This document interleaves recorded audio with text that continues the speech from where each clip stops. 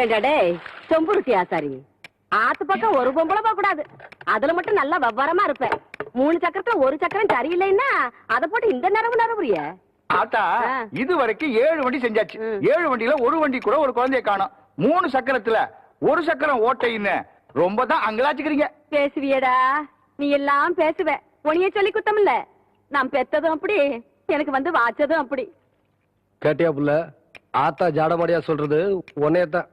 சும்மா இருங்க. எதை எப்ப செய்யணும்னு எனக்கு தெரியும். அக்கா, வெளிநாட்டுல எல்லாம் குழாயிலேயே குழந்தை பத்தி தராங்களா? அப்படியா புள்ள? நீங்க சும்மா இருங்க மாமா. அக்கா மட்டும் சரின்னு சொல்லட்டும், நானே உங்களுக்கு குழந்தை பத்தி தரேன். சரி புள்ள. எப்படி சொன்ன?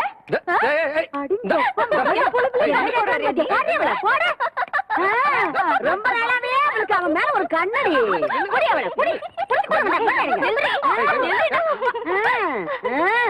ஏண்டி என் பொழுதுல பங்கு போட வந்தியா? இப்ப அவ என்ன சொல்லி போட்டான்னு சொல்ல வேண்டியத மாமா கிட்ட தனியா சொல்லி இருக்கலாம்ல.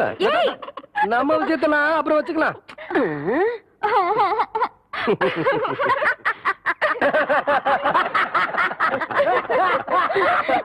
எப்படியோ எனக்கு பேர வந்தா சரிதா என்ற சம்பு. நம்ம ஊருக்குள்ள மீன் கான்ட்ராக்டுக்கு ஏலம் போடுறாங்க. நாளை காலையில எல்லாரும் ஏலத்துக்கு வந்து சேர்ந்துருங்க சாமியோ. ஐயா சின்ன கவுண்டர் வராருங்க. வணக்கம். வணக்கம். உட்காருங்க.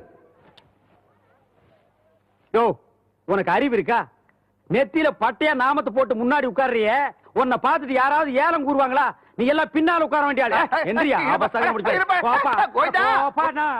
எங்க ஏலம் ஆரம்பிக்கலாமா? நம்ம குளத்தோட மீன் கான்ட்ராக்ட 1 வருஷத்துக்குன்னு சொல்லி 5 ரூபாய்னு ஆரம்பிக்கிறேன். ஏலம் 5 ரூபா, 4000 ரூபாய். ஐயா நீங்க ஏலம் எடுக்கிறீங்க, அதனால கொஞ்சம் படிப்படியா குறைச்சிட்டு வரலாம். சும்மா 500 ரூபாய், 1000, 5000 ரூபாய், 10,000, 20,000, 30,000, 40,000.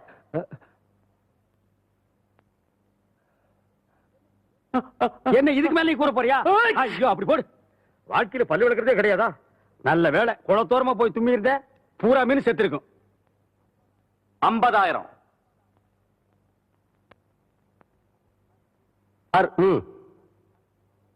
அவங்களே எடுத்துக்கிட்டும். சக்கரை கவுண்டர் 50,000 ஒரு தரம், சக்கரை கவுண்டர் 50,000 2 தரம், சக்கரை கவுண்டர் 50,000 3 தரம். ஏண்ட மலைசாமி உங்க சின்ன கவுண்டர் எந்திரிச்சு போறாரு? வருஷம் அவர் எடுக்கிற குளத்தை சக்கரை கவுண்டர் எடுத்துட்டாருல, அதனாலதான் கோச்சிட்டு போறாருன்னு நினைக்கிறேன்.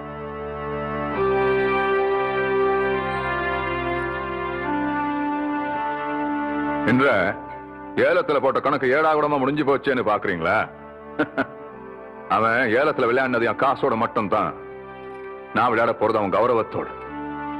மலைச்சாமி, விஷயத்தை நான் சொல்றேன். விடுறதுக்குள்ள விசுவாசத்தை நீ காட்டு. ஏம்புல பால் கறக்க போன சின்ன கருப்பனை இன்னும் காணங்கிற விடிஞ்சு தின்னாரு அதுல அவன் என்ன பண்ணிக்கிட்டு இருக்கான்? எனக்கு மத்தியான சாப்பாட்டுக்கு வந்துருவீங்கல்ல அப்போய்? மத்தியான சாப்பாட்டை மாமனுக்கு நான் கொண்டு போறேன். ஏன்னா பள்ளிக்கூடம் எனக்கு லீவு. ஏண்டி அவ பண்ணாட்டியா நீ பண்ணாட்டியா? ஏன் மாமனுக்கு நான் கொண்டு போற கசுக்குதாக்கும். ஏன் மாமோய்? ஏய் ஐயா ஐயா ஐயா என்றா இப்படி ஓடியாரா? ஐயா நம்ம ஊர் குளத்துல யாரோ விஷத்தை கலக்கி போட்டாங்க. மீன்லாம் செத்து மிளக்குது. தண்ணி குடிக்க வந்த மாடுகள்லாம் செத்து போச்சுங்க. ஊரே அங்க கூடி இருக்கு.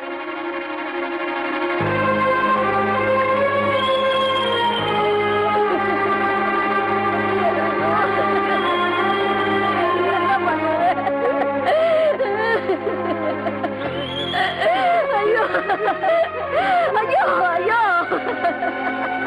ஐயா, பெத்த நாய் மாதிரி எங்க குடும்பத்துக்கு சோறு போட்டுச்சு. இப்படி அநியாயமா சாக கிடக்கு. இனிமே நாங்க என்ன பண்ண போறோம்னு ஒண்ணும் புரியலையா ஐயா?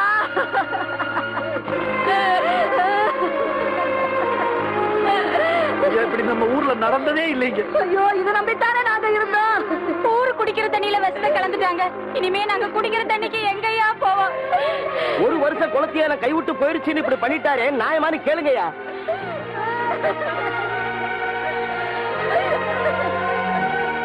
என்னையா பாத்துக்கிட்டு இருக்கீங்க? குடும்ப பகையை மனசுல வச்சுக்கிட்டு நாங்க ஏலம் எடுத்த குளத்துல விஷத்தை கலந்துட்டாரு, நியாயமான அவரே கேளுங்கய்யா. கவுண்டரே, நேத்து உங்களுக்கு ஏலம் கிடைக்கலன்னு கோச்சிட்டு போன நீங்க இப்படி ஒரு காரியத்தை செய்வீங்கன்னு நாங்க எதிர்பார்க்கவே இல்லை. ஐயா ஐயா ஐயா யோ யாரு மேலயா பழி போடுறீங்க? இந்த சின்ன கவுண்டர் ஐயா குடிக்கிற தண்ணியில விஷத்தை கலந்துட்டாரு. எலும்பில்லாத நாக்க வச்சு எப்படி வேணாலும் மடக்கி பேசுறீங்களா? கவுண்டர், நான் சொல்லல இந்த கூட்டத்தை நம்பாதீங்கன்னு. நேத்துக்கு நம்புனீங்க, இன்னைக்கு காலை வாரிட்டாங்க பாத்தீங்களா? யோ, கால வாரினது யாருன்னு பஞ்சாயத்து முடிவு செய்யட்டும். நாளைக்கு பஞ்சாயத்துக்கு சின்ன கவுண்டர் வர சொல்லு. என்னையா சொன்ன? பஞ்சாயத்துக்கு சின்ன கவுண்டர் வரணுமா? நீங்க விடுங்க கவுண்டர். பின்ன பாருங்க. வெல்ல, சந்தேகப்படுறதுக்கு எல்லாத்துக்கும் உரிமை இருக்கு. குற்றவாளி யாருன்னு முடிவு பண்ண வேண்டியது பஞ்சாயத்து தான். அந்த பஞ்சாயத்துக்கே நாம மரியாதை கொடுக்கலனா நல்லா இருக்காது. பஞ்சாயத்துக்கு ஏற்பாடு பண்ணுங்க.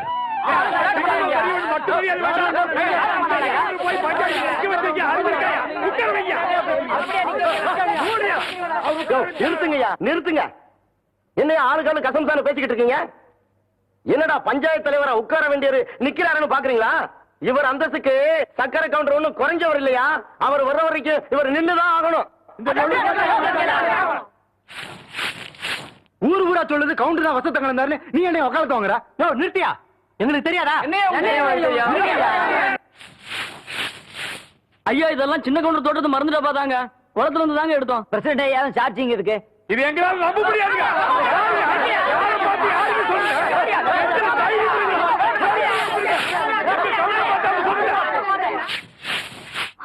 அக்கா அக்கா அக்கா, மாமா இங்க பஞ்சாயத்து போயிட்டாங்களா? எங்க அப்பா வீட்டுல பேசிட்டு இருந்ததை நான் கேட்டேன். மாமாவை பஞ்சாயத்துல சிக்க வைக்க போறாங்களா? குளத்துல விஷம் கலந்தது மாமான்னு சொல்ல போறாங்க. பொய் சாட்சி சொல்ல மலைசாமி போயிட்டு இருக்கு. எப்படியாவது காப்பாத்துக்கா.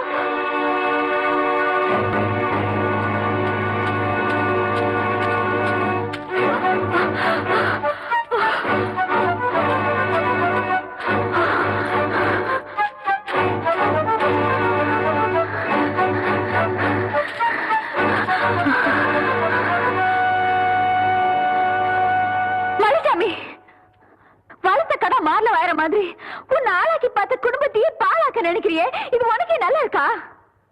காண்டுக்கு ஆசைப்பட்டு கவுண்டர் கௌரவத்து மேலே கை வைக்க பாக்குறியா?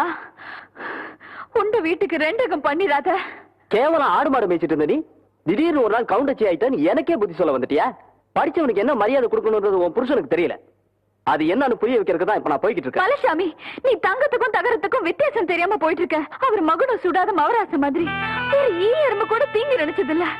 அவருக்கு எதிர பொய் சாட்சி சொல்ல போயிடாத. உன் கால வந்து கேட்கிறேன், அவருக்கு துரோகம் பண்ணிடாத.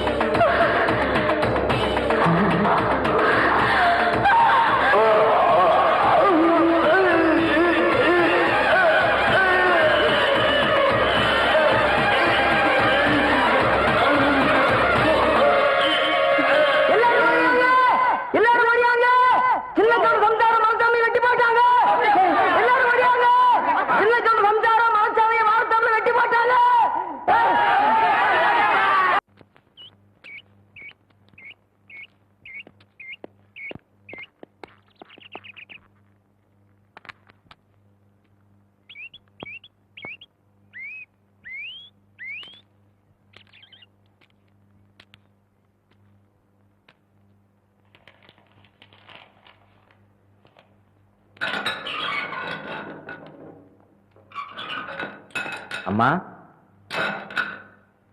உங்களை பார்க்க உங்க வீட்டுக்காரர் வந்திருக்காரு.